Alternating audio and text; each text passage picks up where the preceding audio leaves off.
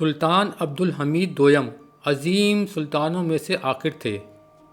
وہ ایسے وقت میں تاریخ کی منظر پر آئے جب سلطنت دیوالیہ ہو چکی تھی اور اپنے بے شمار دشمنوں کے سامنے دفاع کے قابل نہیں رہی۔ بیرونی جارحیت اور اندرونی تخریب کاری کے باوجود قوم پرستی کی قوتوں اور بعض فرقوں کی جانب سے کی گئی سازشوں کے خلاف انہوں نے عظیم و شان سلطنت کی باقی ماندہ حصے کو محفوظ رکھنے کی بھرپور کوشش کی۔ اس کوشش میں انہیں کچھ حد تک کامیابی حاصل ہوئی۔ انہوں نے 40 سال تک سلطنت کی اسلامی جوہر کو بچائے رکھا اور سلطنت کو ایک بڑے جنگ سے بچائے رکھا، لیکن ان کی طریقہ کار اور وہ اندرونی تناؤ جو انہوں نے خود کی گئی اصلاحات سے پیدا کیا بالآخر ان کے خلاف ہو گیا۔ عبد الحمید کو ایک ایسی سلطنت وراثت میں ملی جو شدید مالی مشکلات میں مبتلا تھی۔ کریمن جنگ 1853 سے لے کے 1856 کے آغاز سے ہی عثمانی قرضہ تیزی سے بڑھ رہا تھا۔ ایک بڑی فوج کو برقرار رکھنے اور اسے جدید بنانے کی لاگت نے مستقل قرضے لینے کی ضرورت پیدا کر دی۔ چنانچہ 1878 تک عوامی قرض 13.5 ارب کروڑ سے تجاوز کر چکا تھا۔ اس بھاری قرض کی ادائیگی کا بوجھ 1.4 ارب کروڑ سے زیادہ تھا، جو کل آمدنی کا 70% تھا۔ قرض کا یہ بوجھ سلطنت کے تمام پہلوؤں پر چھایا رہا، بشمول بین الاقوامی تعلقات، تعلیم، زراعت اور سیاسی اصلاحات۔ یورپی سامراجی عزائم نے عسکری اور معاشی طور پر کمزور عثمانی سلطنت کو نشانہ بنایا۔ روس نے ایک بڑی یورشیائی طاقت کے طور پر وسطی ایشیا اور قفقاز کے ترکمان علاقوں کو نگل لیا۔ روسی زار نے بحیرہ روم کے گرم پانیوں تک کھلی رسائی کا خواب دیکھا تاکہ دنیا پہ تسلط کے کھیل میں شامل ہو سکے، لیکن عثمانی سلطنت جو ایک وسیع خطے پر مشتمل تھی اس عیسائی میں رکاوٹ تھی۔ اپنے مقصد کے اصول اور عثمانیوں پر دباؤ ڈالنے کے لیے زار نے براہ راست فوجی دھمکیوں اور سربیا اور بلغار کی مدد سے بالواسطہ دباؤ ڈالا۔ فرانس نے الجزائر پر قبضہ کر کے مراکش اور تیونس پر نظر رکھی۔ اٹلی والوں کی خواہش لیبیا تھی۔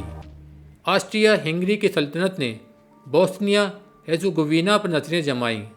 برطانیہ کی دلچسپی مصر اور اپنی بھارتی سلطنت تک رسائی کے راستوں میں تھی۔ صرف جرمنی جو بسمارک کے تحت بر اعظم کی غالب قوت کے طور پر ابھرا تھا موجودہ صورتحال کو برقرار رکھنا چاہتا تھا، لیکن وہ بھی اپنے مفادات کی حفاظت کے لیے عثمانی علاقائی شمولیت کو قربان کرنے کے لیے تیار تھا۔ روس اور آسٹریا ہنگری کے درمیان بلقان میں ان کی مخالفانہ امنگوں کے باعث جنگ کی صورتحال میں جرمنی کے قیصر نے آسٹریا ہنگری کے بادشاہ اور روس کے زار کے ساتھ ایک اتحاد کی تشکیل کی۔ اسے 3 بادشاہوں کا اتحاد کہا گیا۔ 19ویں صدی کی قومی پرست یورپ میں عثمانیوں نے کثیر مذہبی، کثیر نسلی اور کثیر قومی ریاست برقرار رکھنے پر اصرار کیا، لیکن سلطنت میں موجود مذہبی اور قومی خطوط پر دراڑیں بیرونی مداخلات کی دعوت دے رہی تھیں۔ یورپی طاقتیں ان مذہبی اور نسلی تقسیم کو سیاسی موقع کے طور پر استعمال کرتے ہوئے عثمانی سلطنت کو نگلنے کے لیے پرعزم تھیں۔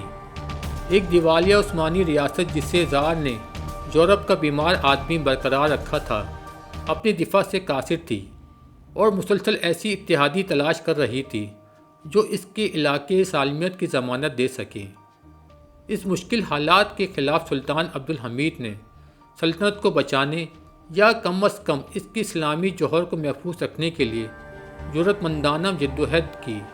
اس مقصد کے حصول میں انہوں نے جنگ کے بجائے سفارت کاری کا استعمال کیا، ایک یورپی طاقت کی خواہشات کو دوسرے کے خلاف استعمال کیا، جہاں ممکن ہوا سمجھوتہ کیا اور سلطنت کو متحد رکھنے والے اداروں کی اصلاح کے لیے وقت خریدا۔ بڑی حد تک وہ اس میں کامیاب رہے، لیکن وہ تاریخ کی اسٹیج پر بہت دیر سے آئے تھے۔ ان کا آمدنہ طرز حکومت اور ان کی قوم کی ناپسندیدگی کا باعث بنا، اور ان کی اصلاحات کی کامیابی نے ایسے طاقتور عوامل کو جنم دیا جو بالآخر ان کی حکومت کو گرا کر سلطنت کا زوال کا سبب بنے۔ سلطان عبد الحمید دوم 1842 سے لے کے 1918، سلطان عبد المجید 1823 سے لے کے 1861، اور ایک چرکسی والدہ کی بیٹے تھے۔ بچپن میں انہیں ایک خلیفہ اور سلطان کی شایانہ شان تعلیم دی گئی۔ ان کے اساتذہ میں استنبول کے بعض نمایاں علماء شامل تھے۔ وہ قرآن، سنت و فقہ حنفی میں اچھی طرح مہارت رکھتے تھے۔ انہیں صوفیانہ طریقوں کی تربیت دی گئی تھی، خاص طور پر نقش بندی اور حوالتی سلسلے میں، جن کی سلطنت میں ایک بڑی تعداد میں پیروکار تھے۔ شہزادگی کے دوران انہوں نے بینکاروں، سفارتکاروں، تنظیمات اصلاحات کے رہنماؤں سے ملاقاتیں کی، ان کے ساتھ سلطنت کے مسائل پر گفتگو کی، اور اس طرح انہوں نے معاشیت، انتظامیہ اور بین الاقوامی سیاست کی وسیع سمجھ بوجھ حاصل کی۔ جوانی میں ان کی طبیعت شرمیلی تھی۔ انہوں نے اکثر دوسرے شہزادوں کی طرح فضولیات سے اجتناب کیا۔ وہ نماز کے پابند، فطری طور پر گوشہ نشین، مذہبی طور پر متقی اور اپنے رویے میں خیرات کرنے والے تھے۔ یہ خصوصیات بعد میں ان کے لیے بہت کارآمد ثابت ہوئیں، جس نے انہیں دنیا بھر کے مسلمانوں کا محبوب بنا دیا، اور پہلی بار 19ویں صدی میں عالمی اسلامی برادری کے لیے سیاسی توجہ فراہم کی۔ تخت پر بیٹھنے کے فوراً بعد سلطان عبد الحمید کو بلقان میں روسی عزائم کا سامنا کرنا پڑا۔ زرار نے خود کو تمام صلاحوں کا محافظ اور مشرقی آرتھوڈوکس چرچ کا محافظ قرار دیتے ہوئے سربیا میں بغاوت کو ہوا دی۔ عثمانیوں نے 1876 میں اس بغاوت کو کامیابی سے دبایا، یہ محسوس کرتے ہوئے کہ سربوں کی حمایت میں براہ راست مداخلت سے آسٹریا ہنگری کے ساتھ جنگ کا خطرہ ہے۔ زرار نے اپنی توجہ بلغاریہ کی طرف منتقل کر دی۔ مداخلت کا بہانہ عثمانیوں کی جانب سے عیسائی بلغاریوں کے ساتھ مبینہ بدسلوکی کی تھی، جبکہ اصل مقصد ایک عظیم بلغاریہ کا قیام تھا، جو روس کے زیر تسلط ہوا اور دریائے ڈینوب سے لے کر بحیرہ انجین تک پھیلا ہوا ہو۔ اس طرح بحیرہ اسود کے مغربی کنارے روس کے زیر تسلط آ جاتے اور زار کی مسلح افواج کو بحیرہ روم تک رسائی حاصل ہو جاتی۔ تاہم اس منصوبے کے لیے آسٹریا کی مدد بھی ضروری تھی۔ کریمن جنگ 1853 سے لے کے 1856 کے دوران آسٹریا کے فوجیوں نے روسیوں کی مدد سے رومانیہ پر قبضہ کر لیا تھا۔ روسی فوجوں کی بلغاریہ پہنچنے کے لیے انہیں رومانیہ سے گزرنا پڑتا، جو کہ اب ہابسبرگ کے زیر تسلط تھا۔ روسی اور آسٹریائی عزائم کے مکمل تصادم سے جنگ کی خدشے کے پیش نظر جرمنی کے بسمارک نے عثمانی سلطنت کی تقسیم کی تجویز دی، جس میں بوسنیا ہرزیگوینہ اور سربیا ہابسبرگ کے حوالے کیے جاتے، جبکہ رومانیہ اور ایک وسیع بلغاریہ روس کے زیر تسلط آ جاتے۔ برطانوی، جو آسٹریا اور روس کے بحیرہ روم کی جانب مزید اثر و رسوخ کو اپنی مصلحتوں کے خلاف سمجھتے تھے، اس منصوبے کی مخالفت کرتے ہوئے استنبول میں ایک کانفرنس کی تجویز پیش کی تاکہ بڑی طاقتوں کو متصادم عزائم میں توازن پیدا کیا جا سکے۔ نومبر 1876 میں منعقدہ استنبول کانفرنس میں برطانیہ نے اصلاحات کا ایک سلسلہ تجویز کیا، جو روس اور آسٹریا ہنگری کو مطمئن کرتے ہوئے انہیں بحیرہ روم سے باہر رکھتا۔ بلغاریہ کو نام نہاد عثمانی سلطنت کے تحت رکھتے ہوئے 2 صوبوں میں تقسیم کیا جانا تھا۔ ہر صوبے کا گورنر عیسائی ہوتا، جس کا تقرر یورپی طاقتوں کی رضامندی سے ہوتا۔ تمباکو اور کسٹم ڈیوٹی کے علاوہ تمام آمدنی صوبائی حکومت کو جاتی۔ عدالتی نظام کو اثر نو ترتیب دینے اور یورپی طاقتوں کی منظوری سے نئے جج مقرر کرنے کی تجویز بھی دی گئی۔ عیسائی اور مسلمان دیہاتوں کے لیے علیحدہ پولیس فورسز بنائی جاتی۔ عثمانی فوج کو صوبے سے نکال کر ان کی جگہ بیلجیم کی فوج تعینات کی جاتی۔ برطانیہ نے بوسنیا ہرزیگوینہ کے لیے بھی ایسی ہی اصلاحات تجویز کیں، جن پر عمل کی نگرانی آسٹریا ہنگری کرے گا۔ اگر یہ تجویز لاگو ہو جاتی تو بلغاریہ اور بوسنیا ہرزیگوینہ کو تقریباً خود مختاری مل جاتی۔ ان 2 اہم عثمانی صوبوں میں بڑی طاقتوں کی مداخلت کو قانونی حیثیت مل جاتی۔ بلغاریہ کا مسئلہ روس کی طرف سے کروائی گئی بغاوت کی وجہ سے اہمیت اختیار کر گیا تھا۔ بلغاریوں نے بہت سے شہروں پر قبضہ کر لیا اور ہزاروں ترکوں کو قتل کیا۔ بغاوت پر قابو پانے میں ناکام ہونے پر صوبے کے عثمانی گورنر ندیم پاشا نے مسلم دیہاتوں کی حفاظت کے لیے مقامی باشندوں کو منظم کیا۔ اس کے بعد قتل و غارت گری کا سلسلہ شروع ہو گیا۔ یورپی طاقتوں نے ہمیشہ کی طرح عیسائیوں کے قتل پر فوراً رد عمل دکھایا، جبکہ مسلمانوں کے قتل عام سے آنکھیں موند لیں۔ برطانوی پارلیمنٹ میں گلڈسٹون نے ایک پرجوش تقریر میں عثمانیوں کو ناقابل بیان ترک قرار دیا اور ان کے خلاف یورپی کارروائی کا مطالبہ کیا۔ زار نے خبردار کیا کہ اگر صوبے میں روسی نگرانی کے تحت جمع اصلاحات نہ کی گئیں تو فوجی کارروائی کریں گے۔ یورپی طاقتوں کو پیش دستی روکنے کے لیے عثمانی پروٹے وزارت نے آئین کے نفاذ کی کوشش کی تاکہ غیر ملکی مداخلت کے لیے کسی بہانے کو ختم کیا جا سکے۔ ریاستی کونسل کے چیئرمین مدت پاشا کی درخواست پر سلطان عبدالحمید نے ایک آئینی کمیشن کے قیام کی منظوری دی۔ یہ کمیشن رات دن کام کرتا رہا اور ایک ایسا آئین تیار کیا جس میں وسیع اصلاحات شامل تھیں اور عثمانی انتظامیہ کے ہر پہلو کو چھوا گیا۔ خلیفہ سلطان کی حتمی اختیارات اور سکوں پر ان کی تصاویر کندہ کرنے اور جمعے کے خطبے میں ان کا نام لینے کی مراعات کو برقرار رکھتے ہوئے اصلاحات نے تمام شہریوں کو انفرادی آزادی، قانون کے سامنے برابری، عبادت کی آزادی، نجی زندگی کا احترام، جائیداد کا حق اور بلا جوز گرفتاری سے تحفظ کی ضمانت دی۔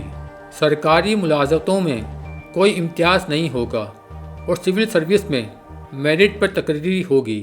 2 ایوانی پارلیمنٹ کا قیام لبرل یورپی بادشاہتوں کی طرز پر کیا گیا، جس میں ایک ایوان زریں، مجلس المبوسان جس میں منتخب نمائندے شامل تھے، اور ایک چھوٹا ایوان بالا، مجلس اعیان، جس کے ارکان کا تقرر سلطان کرتے تھے۔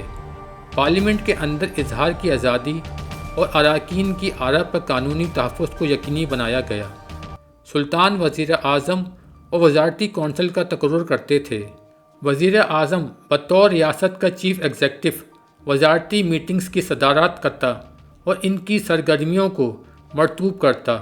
ہنگامی حالات میں جیسے کہ ریاست کی سلامتی سے متعلق مسائل میں وزیر اعظم ہنگامی احکامات جاری کر سکتا تھا۔ پارلیمنٹ کو سالانہ بجٹ کی منظوری دینے، مختلف وزارتوں کے اخراجات کی نگرانی کرنے اور مالیاتی نظم و ضبط کو نافذ کرنے کا اختیار دیا گیا۔ اسے وزارتی کونسل کی جانب سے شروع کی گئی قانون سازی کی منظوری کا اختیار بھی دیا گیا۔ اگر منظور ہو جاتی تو قانون سازی وزیر اعظم کے ذریعے سلطان کو ان کی حتمی منظوری کے لیے پیش کی جاتی، اور ریاستی کونسل جو تنظیمات کی ابتدائی مراحل میں موجود ہیں ان کو پارلیمنٹ اور وزارتی کونسل کو قانون سازی کے مسودے تیاری اور دستاویزات میں مدد دینے کے لیے برقرار رکھا گیا۔ ایوان زریں کے نمائندے مختلف ہوتے اور ان کی مدت 4 سال تھی، جبکہ ایوان بالا کے اراکین کو سلطان تاحیات مقرر کرتے تھے۔ سوائے ذاتی قانون کے معاملات کے، یہاں شریعت اور ملتی عدالتیں برقرار رکھی گئیں۔ سیکولر عدالتوں کے دائرہ کار کو زندگی کے تمام پہلوؤں تک وسیع کر دیا گیا۔ صوبائی، ضلعی اور کاؤنٹی سطح پر نمائندے کونسلیں برقرار رکھی گئیں تاکہ تعلیم، زراعت، تجارت اور کاروبار پر رائے دی جا سکے۔ ایک سپریم کورٹ قائم کی گئی جسے بے ضابطہ ججز، پارلیمنٹ کے اراکین اور وزراء کا محکمہ کرنے کا اختیار دیا گیا۔ اسلام ریاست کا سرکاری مذہب رہا، لیکن تمام ملتوں کو عبادت کی آزادی کی ضمانت دی گئی۔ تمام شہریوں کو ان کی نسلی یا مذہبی شناخت سے قطع نظر اب عثمانی سمجھا جانا تھا۔ ہر ملت کو اپنا نمائندہ کونسل منتخب کرنے اور اپنے داخلی معاملات منظم کرنے کی آزادی دی گئی۔ اس طرح ایک اہم قدم پارلیمانی جمہوریت کی طرف بڑھا گیا، جس نے عوام کو آواز فراہم کی، انفرادی حقوق کی ضمانت دی اور سلطنت میں عیسائیوں کے حقوق کے بارے میں یورپی خدشات کو دور کرنے کے لیے اہم اقدامات کیے گئے۔ اصلاحات پر عمل درآمد کے لیے سلطان عبدالحمید نے مدت پاشا کو وزیر اعظم مقرر کیا، جو ریاستی کونسل کے چیئرمین کے طور پر خدمت انجام دے چکے تھے اور اصلاحات کی بنیادی معمار تھے۔ یورپی طاقتیں عثمانی سلطنت کے اصلاحات میں دلچسپی نہیں رکھتی تھیں۔ عیسائیوں کی بغاوت محض عثمانی امور میں مداخلت کے لیے ایک بہانہ تھی، خاص طور پر روس بحیرہ روم تک رسائی کے بغیر مطمئن نہیں تھا۔ استنبول کانفرنس میں یورپی طاقتوں نے بلغاریہ اور بوسنیا ہرزیگووینا کو تقسیم کرنے اور ان کی یورپی نگرانی میں انتظامیہ کے روسی مطالبات کی حمایت کی۔ سلطان عبدالحمید نے سلطنت کے عسکری کمزوری کو جانتے ہوئے جنگ سے بچنے کی کوشش کی۔ دسمبر 1876 میں آئین نافذ کرنے کے علاوہ انہوں نے اپنے منصوبے کو آگے بڑھایا کہ ایک تحقیق کمیشن بین الاقوامی شراکت کے ساتھ بلغاریہ میں ظلم و زیادتی کے الزامات کی تحقیقات کرائے اور ذمہ داران کو سزا دے۔ مدت پاشا جو طاقتوں کے ساتھ عثمانی مذاکرات کے سربراہ تھے نے یہ منصوبے کی کانفرنس میں پیش نہیں کیے، بلکہ عثمانی پارلیمنٹ کو یورپی مطالبات پیش کیے۔ نئے منتخب نمائندے عثمانی خود مختاری کی اس توہین پر غصے میں آ گئے اور مطالبات کو مسترد کر دیا۔ اس طرح استنبول کانفرنس ناکام ہو گئی۔ استنبول کانفرنس دسمبر 1876 جنوری 1877 کے دوران مذاکرات کی جاری رہنے اور عثمانی پارلیمنٹ کی عمل درآمد کرنے کے لیے مارچ 1877 کے دوران روسیوں نے جنگ کی تیاریاں کی۔ زار نے آسٹریا ہنگری سلطنت کو بوسنیا ہرزیگووینا کی سلطنت کا وعدہ دے کر اور سربیا پر غلبے کا وعدہ دے کر اس کی غیر جانبداری خرید لی۔ عثمانی سلطنت کو ابتدائی ناکامیوں نے چونکا دیا۔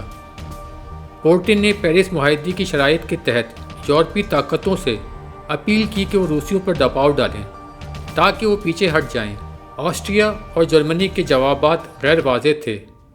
برطانوی کابینہ نے بھی وہم بیان جاری کیے اور زار کو روکنے کے لیے کوئی اقدام نہ کیا۔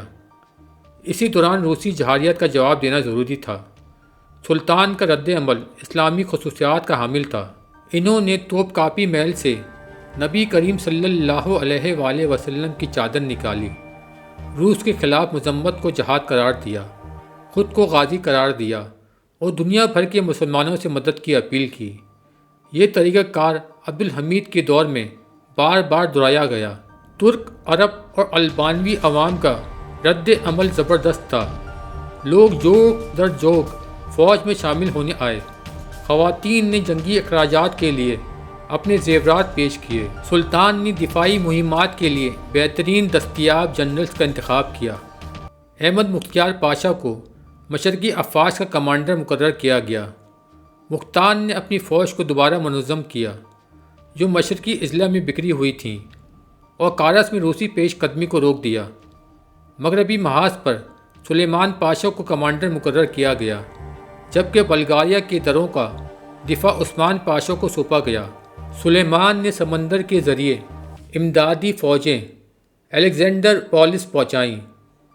مغربی بلغاریہ سے شمال کی طرف تیزی سے بڑھتے ہوئے روسیوں کو شبکہ درہ عبور کرنے پر مجبور کر دیا۔ روسیوں نے دوبارہ منظم ہو کر 1,00,000 سے زائد فوجیوں کے ساتھ، جن کی پشت پر رومانیہ کی اہم ریجمنٹس تھیں، پلونا کے اہم شہر پر حملہ کیا۔ عثمان پاشا نے اس دوران پلونا کو مضبوط کر لیا، قلعہ تعمیر کیا، خندقیں کھودیں اور بھاری توپیں تعینات کیں تاکہ ارد گرد کے علاقے کا دفاع کر سکیں۔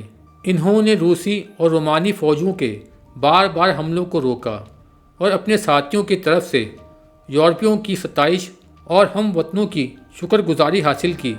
سلطان نے اس جرأتمندانہ دفاع کے اعتراف میں عثمان پاشا کو غازی کا خطاب دیا۔ 1877 کے موسم گرما کے دوران محاذ کی لائنیں مستحکم رہیں، مگر وقت گزرنے کے ساتھ ساتھ روسی سلطنت کی بڑی قوت اور سلطنت عثمانیہ کے اندر ان کے عیسائی ہمدردوں کا دباؤ محسوس ہونے لگا۔ اکتوبر 1877 میں عثمانی لائنیں کمزور پڑنے لگیں۔ مشرقی محاذ پر نومبر میں کارس گر گیا، تاہم مختار پاشا اپنی زیادہ تر افواج کو ارزروم واپس لے جانے میں کامیاب ہو گئے۔ آذربائیجان، ارمانیہ اور مشرقی انطولیہ روسی قبضے میں چلے گئے۔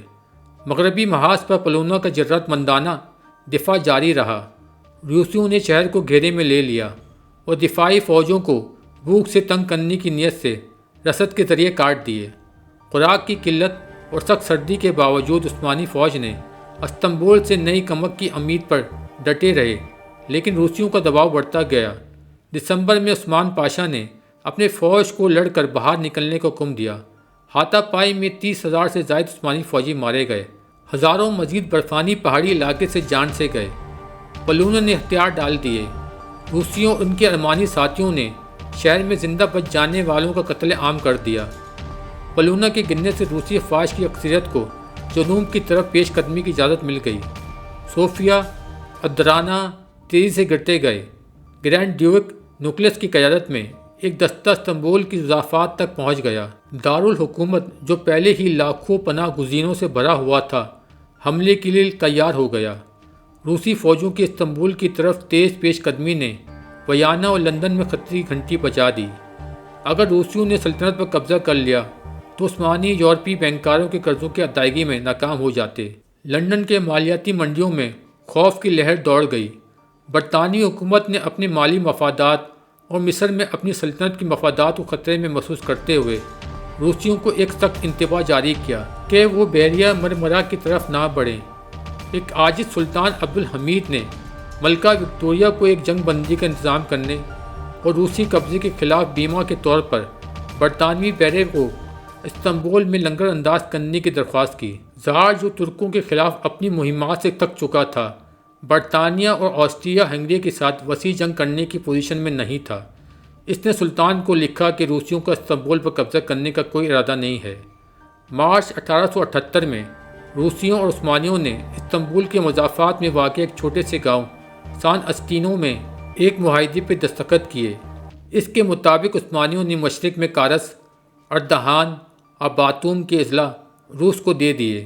بحری راستے روسی جہاز رانی کے لیے کھلے رہیں گے۔ رومانیہ، مونٹیگیرو، سربیا اور بلغاریہ کی آزادی کو تسلیم کیا گیا۔ مونٹیگیرو اور سربیا کو بوسنیا اور البانیہ کے بڑے حصوں میں شامل کر کے توسیع دی گئی۔ بلغاریہ کو مشرقی رومالیہ اور شمالی تھیدس کے تمام زمینیں دی گئیں اور اس کے علاقے دریا ڈینیوب سے لے کر بحیرہ انجین تک 3 گنا زیادہ بڑھا دیے گئے۔ زاروں کا خواب پورا ہو گیا۔ ایک ایسا بلکان سیاسی منظر عامہ تخلیق کیا جائے گا جس پر روس کا غلبہ ہوگا۔ عثمانیوں نے زار کو 100 سال کے عرصے میں 24 ارب کرش جنگی تاوان ادا کرنے پر اتفاق کیا۔ مختصراً شرائط عثمانیوں کے لیے مکمل شکست کی مترادف تھی۔ سان اسٹیانو کا معاہدہ دیگر یورپی طاقتوں کے لیے ناقابل قبول تھا۔ برطانیہ اور فرانس ایک روسی غالب بلغاریہ جو بحیرہ انجین تک پھیل رہا ہو کے مخالفت تھے۔ آسٹریا کو سربیا اور مونٹیگیرو پر روسی اثر رسوخ پر اعتراض تھا۔ جرمنی کی بسمارک جو آسٹریا اور روس کے ساتھ 3 بادشاہوں کے اتحاد میں تھے، انہوں نے محسوس کیا اگر فوری اقدامات نہ کیے گئے تو ان کے 2 اتحادیوں کے درمیان جنگ چھڑ سکتی ہے۔ لہٰذا انہوں نے برلن میں ایک کانفرنس بلانے پر اتفاق کیا جس میں سان اسٹیفینو معاہدے کی تمام شرائط پر دوبارہ مذاکرات کیے جائیں گے۔ برلن معاہدے جو جولائی 1878 میں اختتام پذیر ہوا میں بلغاریہ کو 3 حصوں میں تقسیم کیا گیا۔ شمالی حصہ روسی سرپرستی میں خود مختار ہوگا لیکن سلطان کو سالانہ اخراجات دینے ہوں گے۔ دوسرا حصہ مشرقی رومالیہ عثمانی کنٹرول میں ہوگا لیکن طاقتوں کے زیر نگران میں مسلمان اور عیسائی مخلوط انتظامیہ کے تحت ہوگا۔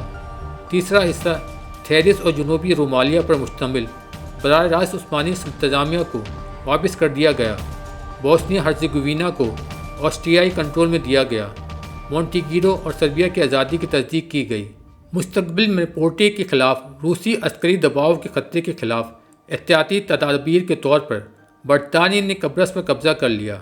روس کو ادا کیے جانے والے عثمانی جنگی تعاون کو 100 سال کے لیے سالانہ 3.5 لاکھ کرش تک کم کر دیا گیا۔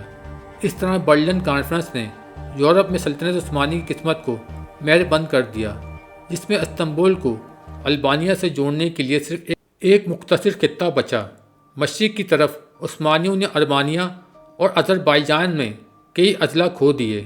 شاید سب سے اہم بات یہ ہے کہ جنگ کی قیمت نے انہیں مالی طور پر تھکا دیا۔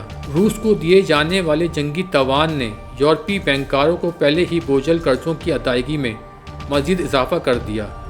1877 سے لے کے 1878 کی روسی جہاریت اور اس کے بعد کے واقعات نے نوجوان سلطان پر گہرا اثر ڈالا۔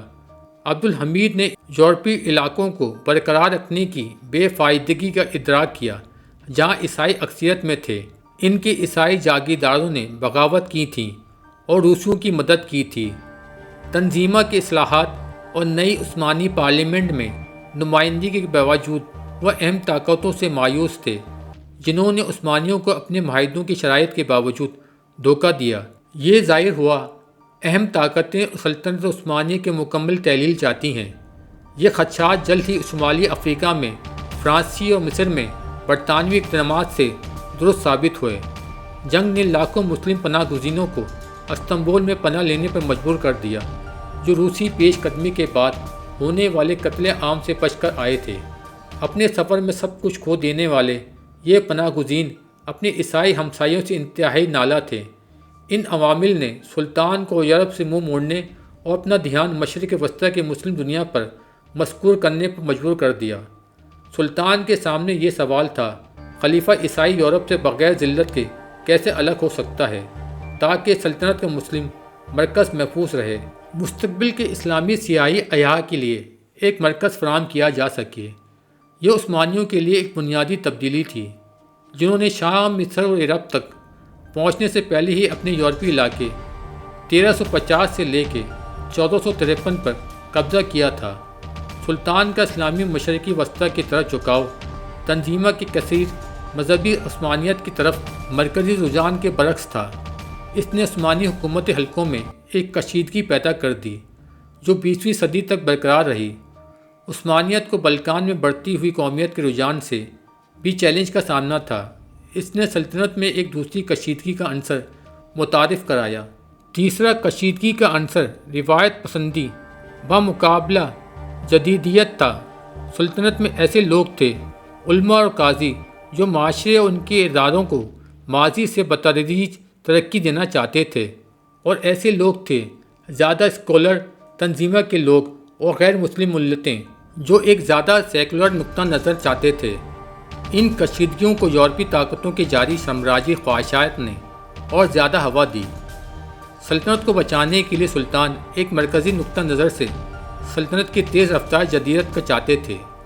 تنظیمہ کے لوگ بھی اصلاحات چاہتے تھے، مگر جنگ کے تجربے اور بلکان میں عیسائیوں کی دھوکہ دینے کے باوجود وہ اس بات پر یقین رکھتے تھے کہ آئینی نظام تبدیلی لانے کا بہترین طریقہ ہے۔ دونوں نقطہ نظر کا تصادم ناگزیر تھا، اور وہ تصادم ہوا، اور اس کے بعد سلطنت پہلے عامریت اور سالمیت کی طرف بڑھی، پھر پارلیمانی نظام اور سیکولرزم کی طرف جھک گئی۔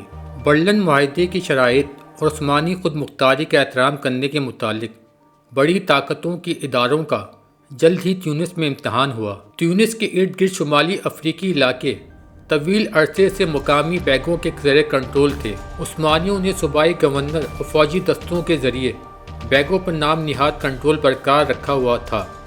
فرانس نے الجزائر پر قبضہ مضبوط کرنے 1830 کے بعد تیونس پر نظریں جما لیں۔ پہلے اقدامات اقتصادی اور مالیاتی محاذ پر کیے گئے، بے حد قرضوں میں ڈوب گئے، اور جلد ہی فرانس کے بینکاروں کے قرضوں میں اتنا الجھ گئے کہ سود اور اصل رقم کی ادائیگی بھی ممکن نہ رہی۔ قرض کی وصولی کے لیے 1859 میں یورپی طاقتوں نے تیونسی قرض کمیشن قائم کیا اور اس کے عوامی اقدامات اور خام مال پر کنٹرول سنبھال لیا۔ 1881 میں برطانویوں نے فرانس کو قبرص پر قبضے کے بدلے تیونس کی پیشکش کی، یہ سمجھتے ہوئے کہ انکار کی صورت میں تیونس کو اٹلی کے حوالے کیا جا سکتا ہے۔ فرانسیسی فوج نے تیونس میں داخل ہو کر اسے فرانسیسی تحفظ قرار دیا۔ سلطان عبدالحمید نے برلن معاہدے کی شرائط کے تحت احتجاج کیا، مگر عملی سیاست میں صرف طاقتور کی آواز ہی سنی جاتی ہے۔ یورپی طاقتوں نے سلطان کی اپیل پر کان نہ دھرا۔ زیادہ سنگین معاملہ برطانوی قبضے پر مصر تھا، جو سلطنت عثمانیہ کا زیور تھا۔ 1878 تک عالمی تاریخ کا مرکز بیریا روم سے ایشیا کی طرف منتقل ہو چکا تھا۔ برطانیہ کی دلچسپی اب اپنی ہندوستانی سلطنت پر مذکور تھی۔ برطانوی مفادات کا انحصار بھارت کی بحری راستوں پر کنٹرول حاصل کرنے میں تھا۔ اس کا مطلب مصر پر کنٹرول تھا، جو اب بھی نام نہاد عثمانی صوبہ تھا۔ مصر سلطنت کا ثقافتی مرکز تھا اور سلطان سلیم اول کے قبضے تک خلافت کی نشست بھی تھی۔ یہ عثمانی صوبوں میں سب سے زیادہ آبادی والا صوبہ تھا اور افریقہ کا دروازہ تھا۔ اقتصادی رسائی پر برطانوی مداخلت کے لیے ایک ذریعہ بنی، جیسا کہ فرانس کی تیونس پر قبضے کی بنیاد تھی۔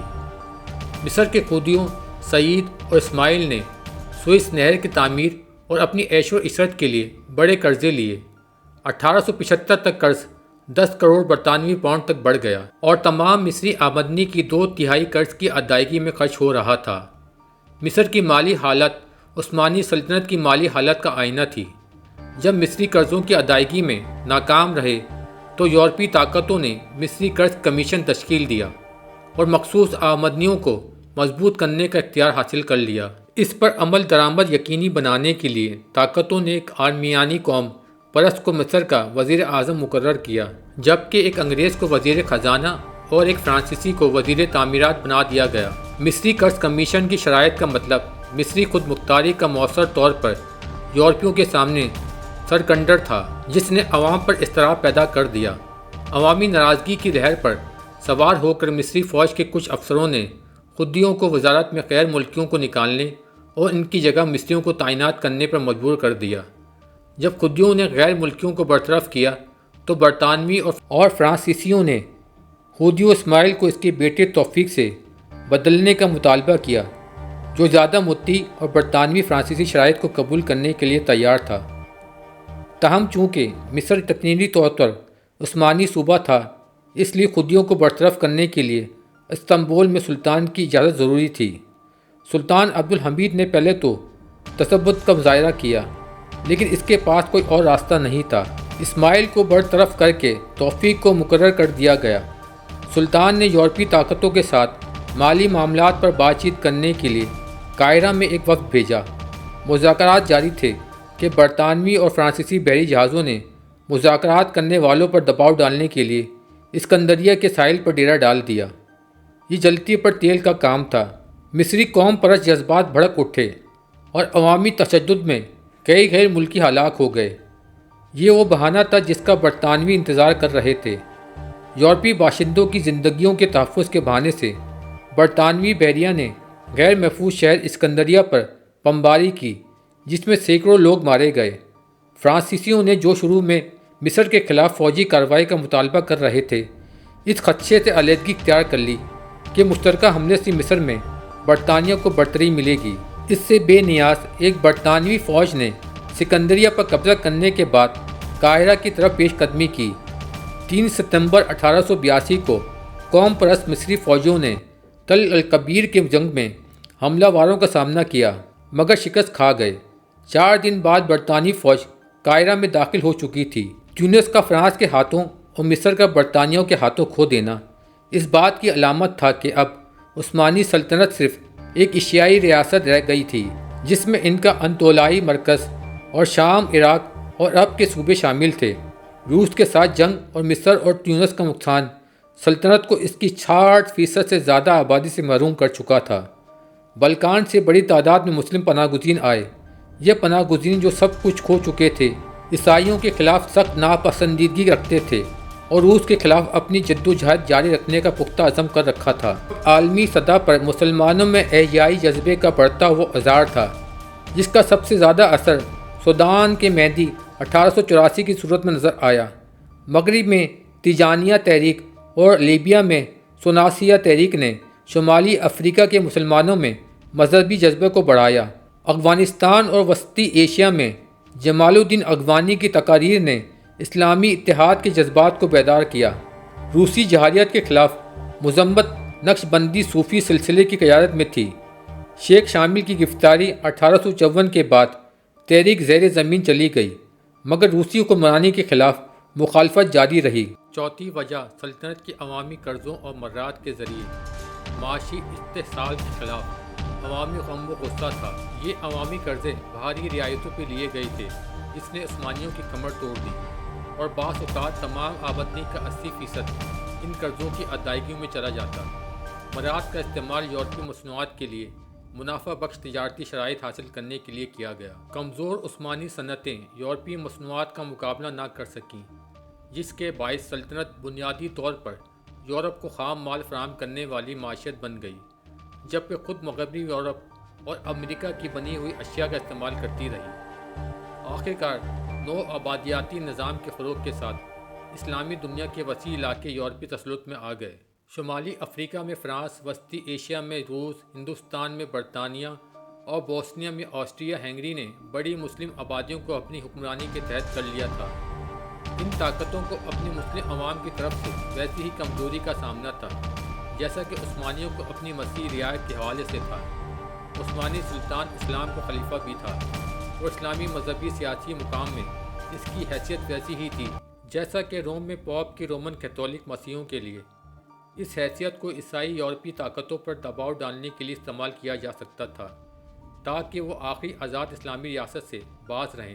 سلطان کو اپنی سیاسی بصیرت کے باعث خلیفہ کی حیثیت اختیار کرنے کی شدید ضرورت محسوس ہوئی۔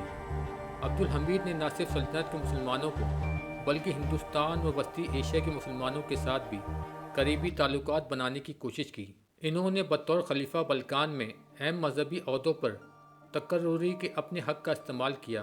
نامی کمال جیسے مصنفین نے سلطنت کے اسلامی بنیادوں اور اسلامی تہذیب میں ترکوں کی خدمات کو اجاگر کیا۔ سلطان جمعے کے دن آیا صوفیہ میں کھلی بگی میں نماز کے لیے جاتے تھے تاکہ عوام انہیں دیکھ سکیں۔ رمضان المبارک کو ایک خصوصی مہینے کے طور پر بنایا جاتا۔ افطار سے قبل سلطان محفل میں بیٹھتے اور مشائخ، علماء اور دیگر مہمانوں کا استقبال کرتے۔ سلطان عام عوام کو بھی افطار میں مدعو کرتے تاکہ عوام سے مذہبی تعلقات کو مضبوط کیا جا سکے۔ یورپی طاقتیں ان اقدامات کو شک کی نظر سے دیکھتی تھیں مگر انہیں روکنے کی قوت نہیں رکھتی تھیں۔ اس مضبوط مذہبی موقف میں یہ دھمکی شامل تھی کہ خلیفہ کے علاقوں پر مزید کوئی مداخلت مسلمانوں کی عالمی سطح پر بغاوت کا سبب بن سکتی ہے۔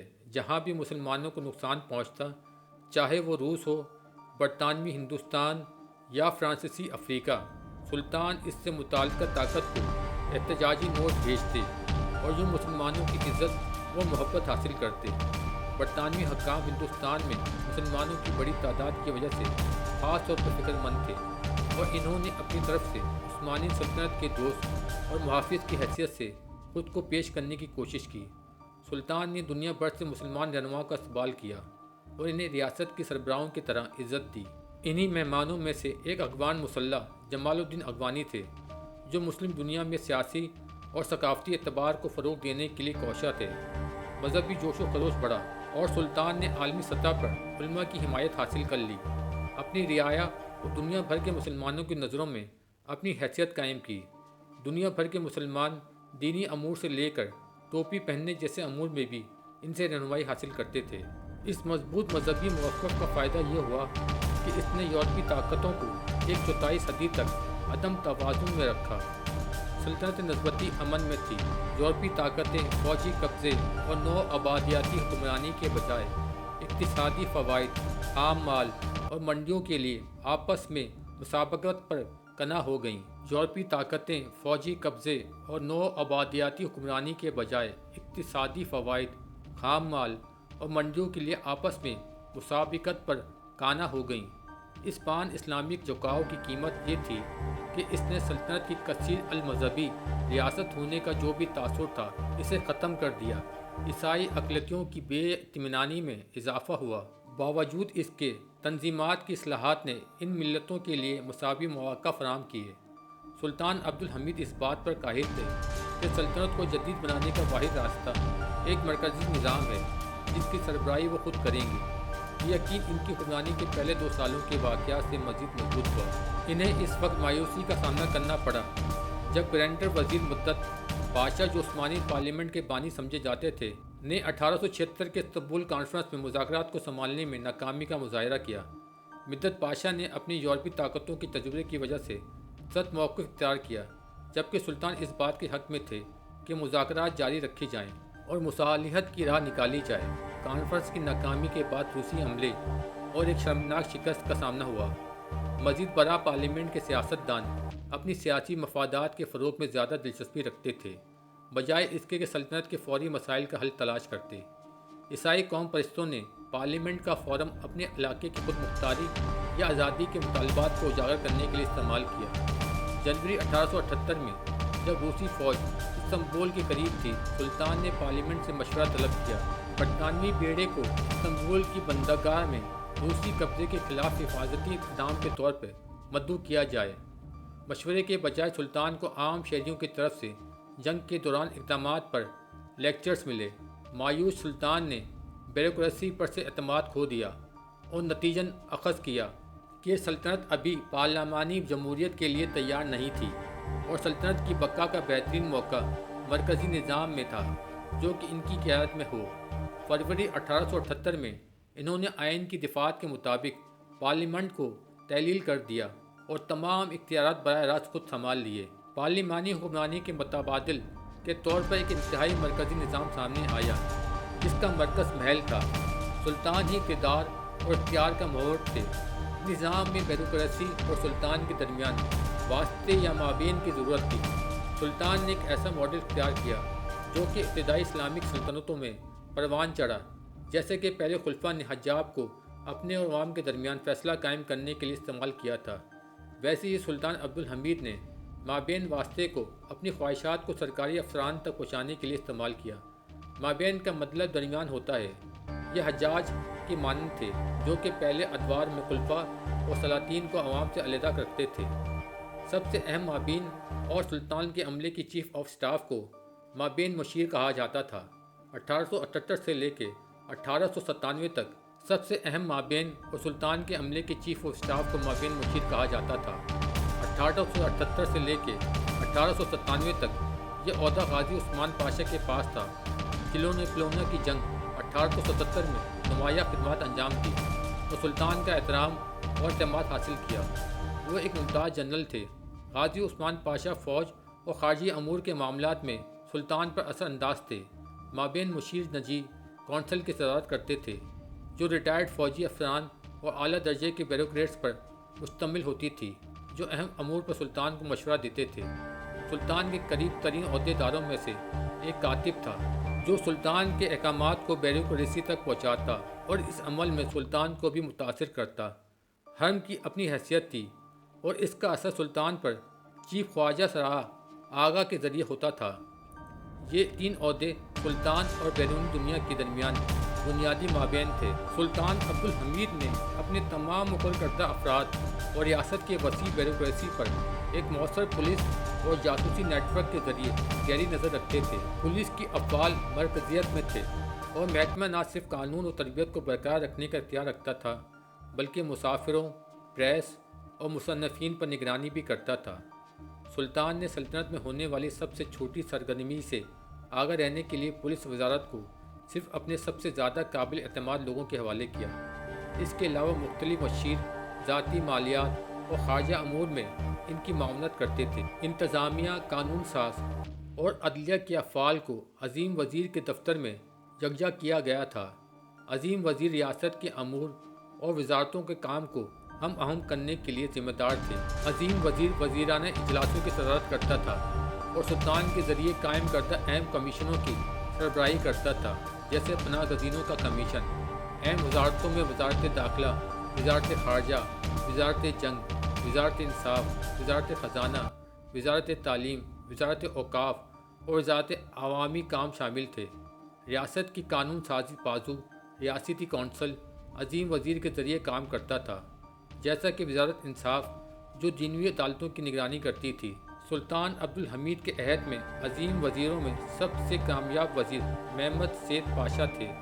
انہوں نے 1878 سے لے کے 1909 تک 7 بار اس عہدے پر خدمات انجام دی، اور جب سلطان عبدالحمید کو معزول کیا گیا تو نوجوان ترکوں نے انہیں دوبارہ چیف ایگزیکٹو بنانے کے لیے بلایا۔ شیخ الاسلام جو ریاست کے چیف مذہبی اہلکار تھے، مسجدوں، مدارس، یتیم خانوں اور مذہبی نشریات پر نگرانی کا اختیار رکھتے تھے۔ وہ شریعت کی تشریح کرتے تھے اور اس کے احکام کو شریعت کی عدالتوں میں نافذ کرتے تھے۔ شیخ الاسلام عظیم وزیر کے ساتھ مصر کی خدیوں اور بلغاریہ کے شہزادے کے ساتھ سلطان کے دربار کے اعلیٰ عہدوں پر شامل تھے۔ حمید کی جدید کاری کے پروگراموں کو علمی جامہ پہنانے کے لیے کافی فنڈز کی ضرورت تھی۔ سلطان اس بھاری قرض کے بوجھ سے جکڑے ہوئے تھے جو انہیں وراثت میں ملا تھا۔ 1876 میں صرف غیر ملکی قرضہ 12 ارب قرض سے زیادہ تھا۔ 1876 سے لے کے 1878 کی روسی جنگ اور اس کے بعد کے اثرات نے اس بھاری بوجھ میں مزید 4 ارب قرض کا اضافہ کیا۔ ادھار کی سود کی ادائیگی کے ساتھ کل غیر ملکی قرضہ 23 ارب قرض تھا۔ اس کے علاوہ داخلی قرضہ بھی مزید 4 ارب قرض تھا۔ صرف سود کی ادائیگی بجٹ کا 80% سے زیادہ خرچ کر دیتی تھی۔ یہ ایک حقیقی امکان تھا کہ عثمانی اس قرض کے بوجھ تلے تب پر مصر اور تونس کی طرح گر جائیں گے۔ سلطان عبدالحمید کی پہلی ترجیح قرضوں کی نئی شرائط پر مذاکرات کرنا اور ساتھ ہی ضروری اقتصادی اصلاحات کرنا۔ مذاکرات کے ذریعے غیر ملکی قرضہ 23 ارب سے کم کر کے 12 ارب قرض کر دیا گیا۔ سود کی ادائیگیاں بھی بجٹ کے تقریباً 20% تک کم کر دی گئیں۔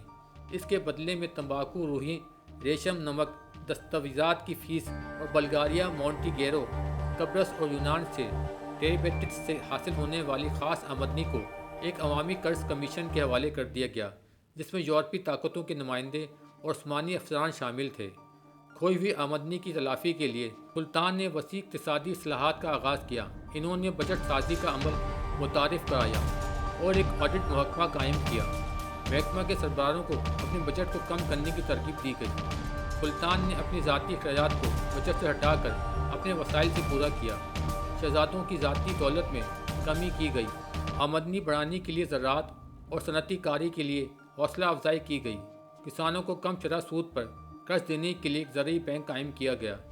بینک کے سرپلس کو تعلیم، پناہ گزینوں کی آباد کاری اور مسلح افواج کی جدید کاری کے لیے استعمال کیا گیا۔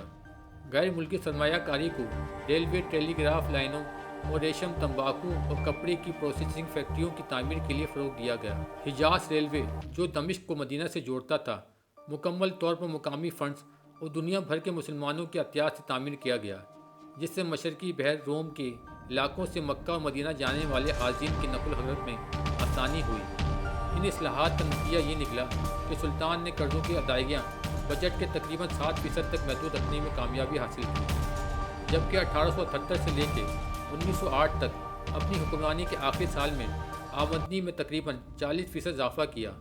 صنعت کاری کا ایک فائدہ یہ تھا کہ یورپی طاقتوں کو عثمانیوں پہ سیاسی اور فوجی غلبہ حاصل کرنے کے بجائے اقتصادی فائدے کے لیے آپس میں مسابقت کرنی پڑی۔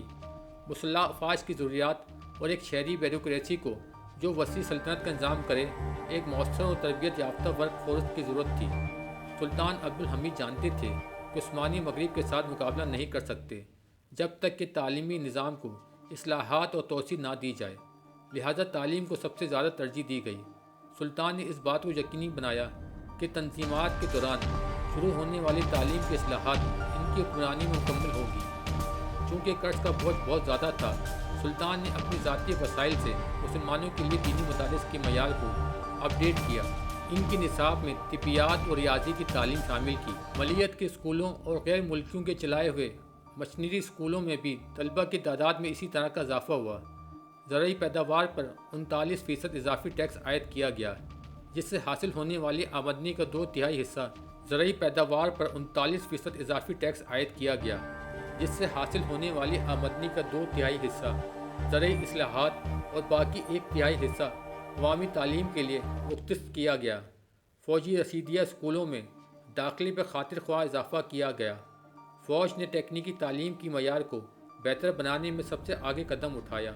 بہتر معیار کے طلبہ کے ساتھ وار اکیڈمی، فوجی انجینئرنگ اسکول، فوجی میڈیکل اسکول اور مرچنٹ میرین اسکول نے جدید کاری کا پروگرام شروع کیا۔ جرمنی سے فوجی اساتذہ اور فرانس سے زرعی اساتذہ کو فیکلٹی کو اپ ڈیٹ کرنے کے لیے بلایا گیا۔ ٹیکنیکی اسکولوں میں داخلے پر 4 گنا اضافہ ہوا۔ سن 1900 میں یونیورسٹی آف استنبول کو دوبارہ کھولا گیا، جس میں ریاضی، طبیعیات، مذہب اور سماجی علوم کے شعبے شامل تھے۔ کارکردگی کی بنیاد پر امتحانات نے تکنیکی اسکولوں اور یونیورسٹیوں میں داخلے کے لیے قدیم پسندیدہ نظام کی جگہ لے لی تھی۔ سلطان کی تعلیمی اصلاحات نے کم آمدنی والے طبقوں کے بچوں کے لیے بھی دروازے کھول دیے، جس سے انہیں سول سروس اور فوج میں اعلیٰ عہدوں کے لیے مقابلہ کرنے کا موقع ملا۔ متوقع طور پر ایک تعلیم یافتہ طبقے کا عروج جو سماج کے نچلے طبقوں سے آیا تھا، سیاسی شرکت کے لیے مطالبات میں اضافے کا باعث بنا اور بالآخر نوجوان ترک انقلاب اور سلطان کی معزولی 1909 کا سبب بنا۔ سلطان عبدالحمید کو سب سے بڑا خراج تحسین یہ ہے کہ آج بھی دنیا بھر کے بہت سے مسلمان ان کا نام ماضی کے ایک ایسے دور کی یاد کے طور پر لیتے ہیں جب ایک محترم خلیفہ عالمی اسلامی کمیونٹی کے لیے سیاسی توجہ کا مرکز تھا اور اس نے عالمگیر بھائی چارے کا احساس دلایا۔ ہندوستان اور نائجیریا جیسے دور دراز ممالک کے مسلمان بھی بڑے چھوٹے معاملات میں ان سے رہنمائی حاصل کرتے تھے۔ ان کا دفتر اسلامی دنیا میں مذہبی، سیاسی، ثقافتی اور سماجی اثر و رسوخ کا حامل تھا۔ عثمانی فیض صرف ترکوں کے لیے نہیں بلکہ ہندوستانی مسلمانوں، مصریوں، مراکشوں اور ملائیشیوں کے لیے بھی ایک علامت بن گیا۔ ان کی ناکامی یہ تھی کہ انہوں نے اپنے جدید کاری پروگرام کو 1/3 مرکز ذاتی انداز میں اپنایا، جس نے انہیں استبداد کے الزامات کا سامنا کیا۔